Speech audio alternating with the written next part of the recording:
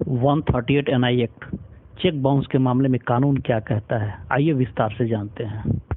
Hi friends, मैं हूं धीरज पाठक और आप देख रहे हैं मेरा यूट्यूब चैनल लीगल रिव्यूज।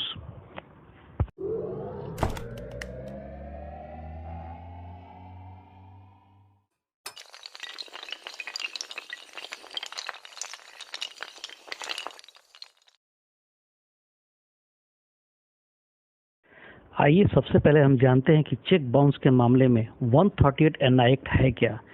कब और कहां इसका उपयोग किया जा सकता है।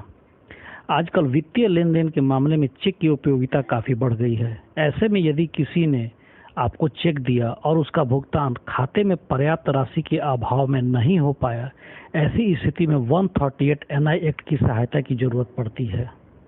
138 एनआई एक्ट खाते में अपर्याप्त राशि के कारण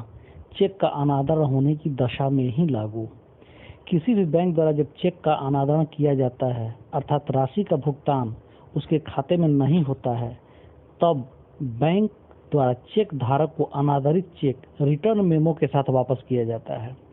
चेक का भुगतान नहीं होने के पीछे कई कारण हो सकते हैं, जैसे हस्ताक्षर की भिन्नता, चेक पर कटिंग या rewriting, payment stop, post dated cheque,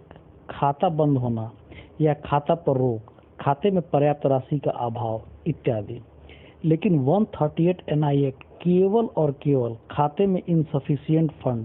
अर्थात खाते में पर्याप्त राशि या बैंक के भुगतान हेतु तय सीमा से अधिक का चेक होने के कारण हुए अनादरण की दशा में ही लागू होता है। 138 एनआई एक्ट के 3 प्रमुख बातों के होने पर ही इस एक्ट की सहायता ली जा सकती है। पहला, चेक पर दिए गए तारीख के 6 माह के अंदर या चेक की विधि मान्यता की अवधि के अंदर जो पूर्वोत्तर हो, बैंक को प्रस्तुत किया जाए। दूसरा, चेक को पाने वाला या धारक द्वारा अनादरित चेक के बैंक से लौटाए जाने या सूचना प्राप्ति के 30 दिन के अंदर लिखित सूचना या लीगल नोटिस देकर चेक दाता से उक्त धनराशि की मांग किया गया हो, अर्थात चेक बाउंस की सूचना प्राप्ति के 30 दिन के अंदर लीगल नोटिस भेजा जाना अनिवार्य है। तीसरी बात, चेक दाता सूचना प्राप्ति या लीगल नोटिस की प्राप्ति की तिथि से 15 दिन के अंदर उक्त धनराशि का भुगतान चेक धारक को करने में असफल रहा हो, अर्थात चेक देने वाला व्यक्ति लीगल नोटिस की प्राप्ति के 15 दिन के अंदर भुगतान नहीं करता है, तब ऐसे अनादरित चेक 138 एनआई एक्ट की परिधि में आते हैं। यदि चेक दाता द्वारा अपने ऋण या अन्य दायित्वों के पूर्णतः या अंशतः निर्वहन के लिए चेक दिया गया हो, तभी ऐसे चेक बाउंस इस कानून की परिधि में आते हैं। यदि कोई व्यक्ति उधारी की मांग करता है और ऐसी परिस्थिति में दिया गया चेक यदि अनादरित होता है, तब यह कानून की परिधि में नहीं आता है। 138 एनआई एक्ट के अंतर्गत वाद दायर करने हेतु एक और महत्वपूर्ण बात यह है कि चेक धारक द्वारा दिए गए सूचना अथवा नोटिस प्राप्ति के बाद यदि चेक दाता 15 दिनों के अंदर भुगतान नहीं करता है, तब 15 दिनों की समय सीमा समाप्ति के बाद ही चेक धारक सक्षम न्यायालय में वाद दायर कर सकता है। लेकिन चेक धारक को उस 15 दिनों की समय सीमा की समाप्ति के बाद 1 माह के अंदर ही वाद लाना होगा,